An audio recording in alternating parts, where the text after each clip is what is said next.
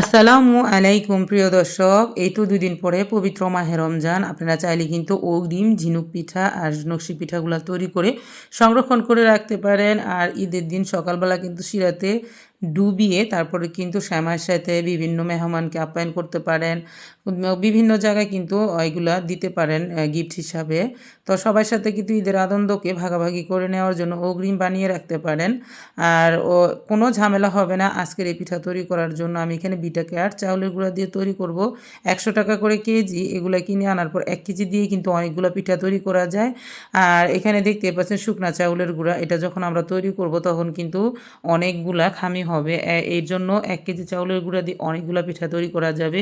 তো যারা যারা এখনও বিটাকে আর চাউলের গুঁড়া দিয়ে নকশি পিঠা তৈরি করেননি অবশ্যই একবার তৈরি করে দেখবেন, খুবই ভালো হয়। ডিজাইনগুলো তুলতেও কিন্তু অনেক বেশি ভালো লাগে।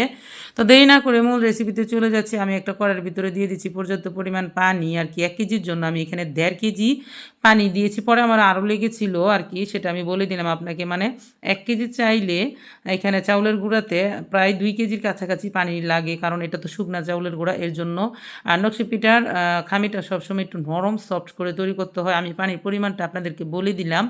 এখানে ১ কেজি চাউলের গুঁড়াতে অবশ্যই ২ কেজি একটু কম, মানে ২ কেজি নিলেও হবে, ২ কেজির একটু কম পানিটাকে নিয়ে নিবেন, মানে ১.৫ কেজির একটু বেশি। তো এখানে আমি বলক আসার পর লবণ দিয়ে কিন্তু তারপর চাউলের গুঁড়াগুলো দিয়ে দিলাম। আমি কতটুকু পরিমাণে কীভাবে খামিটা করে নিচ্ছি আপনারা দেখলেই বুঝতে পারবেন। কোনো রকম দলা হবে না, কিছুই হবে না, অনেক সুন্দরভাবে কিন্তু এই খামিটা তৈরি করে নেওয়া যাবে। আর অবশ্যই কিন্তু লবণটাকে আপনারা পরিমাণ করে দিবেন, খুব বেশি দিতে যাইবেন না, কারণ এটা মিষ্টি পিঠা হবে। এর জন্য বেশি দিলে কিন্তু খেতে তেমন একটা ভালো লাগবে না। আর পবিত্র মাহে রমজান মাসে এগুলা আপনারা যখনই সময় পাবেন আর কি, কাজের ফাঁকে ফাঁকে যদি তৈরি করে রাখতে চান রাখতে পারবেন। আর যদি এখন থেকে এই ২ দিনের ভিতরে তৈরি করে রাখতে চান সেটাও পারবেন, কারণ মাহে রমজান মাসে কিন্তু অনেক ধরনের কাজ থাকে যেগুলো আমরা আসলে সেরে উঠতে পারি না। আর ইবাদত বন্দিগির একটু বেশি বেশি করতে হয়, যার কারণে কিন্তু অন্য কোনো এক্সট্রা কাম করার সময়ও থাকে না। তো এই যে দেখতে পাচ্ছেন আমি কিন্তু এই যে গরম গরম আর কি হাতে একটু পানি লাগিয়ে অথবা তেল লাগিয়ে কিন্তু খামিটাকে ডলে নিচ্ছি। অনেকটা সফট হয় এই চাউলের গুঁড়ার খামিটা, দেখতেই পাচ্ছেন। সাথে সাথে কিন্তু নামিয়ে নিচ্ছি। আমি ঢাকনা দিয়ে ঢেকে রেখেছিলাম কিন্তু ৫-১০ মিনিটের মতন, যাতে গরমে ভাপে একদম সুন্দরভাবে সেখানে সিদ্ধ হয়ে যায়। আর এখন কিন্তু পুরোপুরি রেডি করা শেষ। আর অনেক সুন্দর সাদা হয়ে থাকে এই ডোটা। আর ডোটা কিন্তু একদম সফট হয়েছে, দেখতে পাচ্ছেন। এখন আমি ডোটাকে একটা সাইডে রেখে তারপর হাতে একটু তেল লাগিয়ে নিয়ে তারপর আমি ডিজাইনটা আপনাদেরকে তৈরি করে দেখিয়ে দিচ্ছি। অবশ্যই কিন্তু প্রতিটা পিঠা তৈরি করার ক্ষেত্রে কিন্তু হাতে তেল লাগিয়ে নেবেন, কাঁটাতে তেল লাগিয়ে নেবেন। আর আপনারা চাইলে কিন্তু টুথপিক দিয়ে বড় সুই দিয়েও ডিজাইনগুলো তৈরি করতে পারেন। আমি খেজুর কাঁটা দিয়েই ডিজাইনগুলো তৈরি করব। আর একবার খেজুর কাঁটা সংরক্ষণ করে শুকিয়ে রেখে দিলে কিন্তু খেজুর কাঁটা দীর্ঘদিন ঘরে রেখে নেওয়া যায়। আর আমি অনেকগুলো রুটি একসাথে তৈরি করে নিলাম, যেহেতু আমি একা পিঠা তৈরি করব তার জন্য। আর সবগুলো পিঠা যাতে এক সাইজ হয় তার জন্য আমি কিন্তু একটা নুডলসের ঢাকনা আছে, সেই ঢাকনা দিয়ে পরিমাণ করে দাগ টেনে নিচ্ছি একটু একটু করে, যাতে সবগুলো পিঠার সাইজ আমার গোল হয়ে একরকম হয়। মানে গোল সাইজের ভিতরে আমি বিভিন্ন ডিজাইনের আর কি পিঠাগুলো তৈরি করবো, আপনারা দেখলেই বুঝতে পারবেন। আপনারা চাইলে অনেক ধরনের পিঠা তৈরি করতে পারবেন। কুলা, এখানে আপনারা মই তৈরি করতে পারবেন, চালা তৈরি করতে পারবেন।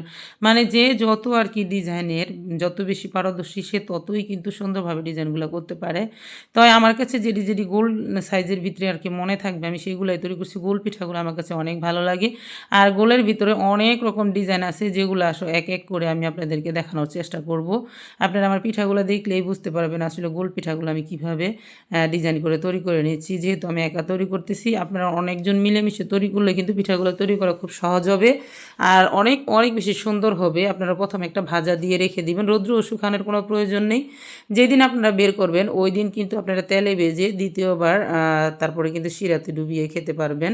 তো এখানে আমি কিন্তু বোতলের মুখা দিয়ে তারপরে এইরকম ডিজাইন করে এইরকম একটা গোলের ভিতরে পিঠাটা তৈরি করলাম। এটাও কিন্তু গোলের ভিতরে কিন্তু ডিজাইনগুলো একটু অন্যরকম দিয়েছি। তো এই পিঠাগুলো কিন্তু অনেক ভালো লাগে দেখতে। মানে প্রতিটা ডিজাইনের আমি ৫ থেকে ৬ পিস করে পিঠা তৈরি করতেছি, যাতে এক রকমের পিঠা অনেকগুলো হয়। এই যে দেখতে পাচ্ছেন গুলোর ভিতরে আমি অনেক ধরনের পিঠাগুলো কিন্তু তৈরি করে নিয়েছি। এখন আমি এগুলোকে তেলে ভেজে তারপরে কিন্তু উঠিয়ে নিচ্ছি। আর প্রথমে কিন্তু এক ভাজা দিয়ে রেখে দিব, তারপরে এগুলোকে আমি ১ সপ্তাহ পর শিরাতে ডুবিয়ে নিব আর কি। তো আপনারা চাইলে কিন্তু আগের দিন ভেজে পরের দিনও কিন্তু ডুবিয়ে নিতে পারেন। একসাথে ৩-৪টা পিঠা দিয়েও কিন্তু ভেজে নেওয়া যাবে। আর আমি এখানে ঝিনুক পিঠাও তৈরি করে নিয়েছি, সেটা আপনাদেরকে দেখাইনি। চিরুনিতে করে ঝিনুক পিঠা তৈরি করা যায় খুব সহজভাবে।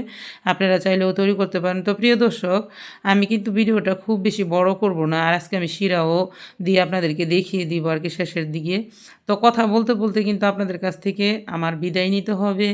আর ভিডিওটির সম্পর্কে আপনারা যারা যেমন বুঝলেন আরকি তারা চেষ্টা করবেন অবশ্যই এই চাউলের গুঁড়াটা দিয়ে তৈরি করতে। আমি একটু বেশি ভেজে ফেলেছিলাম, আপনারা একটু কম ভাজবেন। কারণ সাধারণ চাউলের গুঁড়া অনেকটা সময় ভাজলেও কিন্তু শক্ত হয়।